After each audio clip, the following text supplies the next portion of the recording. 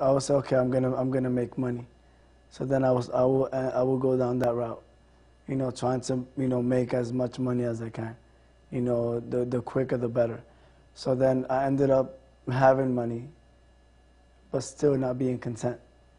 So then I said, if I find a partner, I might be happy. So I go in here and, start going, and I was raised with my parents, and my parents, they showed me a model. And when I see that what the Prophet taught us how to be a husband is similar to the way my dad dealt with my mom. They were married 30 plus years. So I saw this. So whenever I tried to have a girlfriend, I felt that this wasn't right. I wanted marriage. I wanted something like real, but I said, I want that feeling. So I began going with girls, and I still didn't feel content.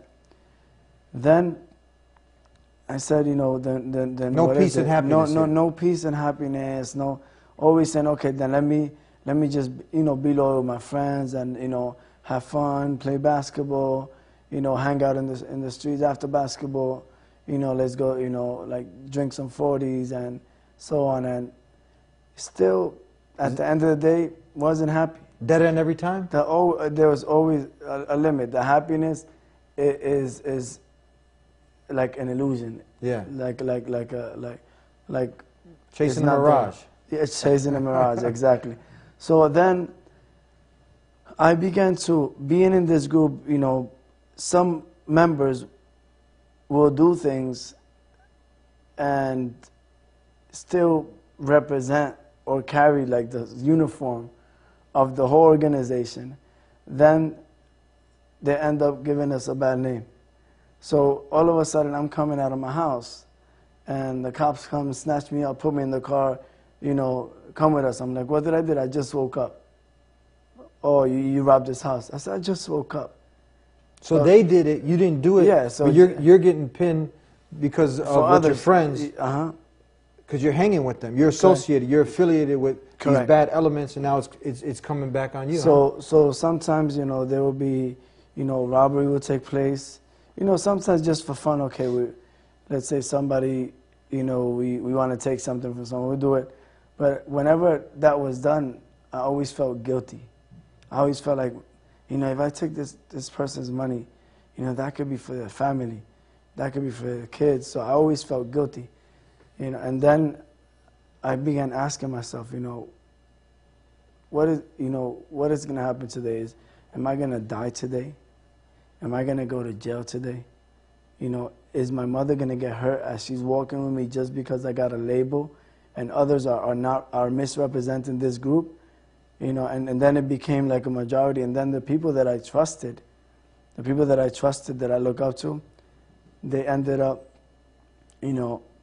I'll tell you the story briefly. I happened to be in the Puerto Rican parade in New York. Singing Puerto Rico? Yeah, and two of my friends that I thought they were amongst the loyalists, they were with me, and then the next day I'm in work, I see them in the news. Mm-hmm. They got killed.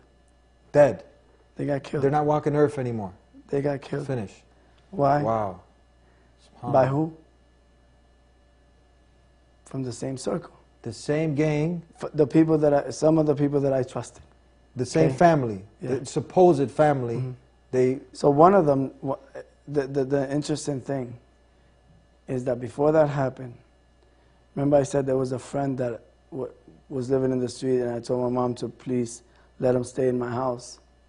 This friend, the one that lived in the shelter, one of those people that killed my friend had told him, that the Quran has wisdom. So now the Quran, which we know is the verbatim word of God, gets mentioned here. Gets mentioned, yes. So that friend of mine, when he's staying with me in my house. Now, who said this now? The one that got killed? The one that's in jail right now, doing 35 to life because of that. He was murder. reading it in the outside. No, outside. Yeah. So he advised my other friend that he told him that the Quran has wisdom. Mm-hmm. So me and my friend, when he was staying in my house, we went to the library, public library, and he was interested because he was a reader. Yeah. See, I was more into basketball.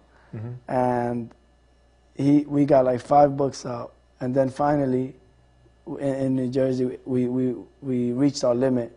But we came across the Quran. It's like, okay, we can't take it out now. I said, don't worry, I got it. So I ended up taking the Quran from the public library. And we left it in my house. It wasn't read, but then that friend moved out. And then that's when my friends got killed, and some incidents happened that made me really think about life. And I happened to be out with some friends. The result of hanging out, of drinking, loyal, saying you will die for your brother, you will die for your friend, but they might not be ready to die for you.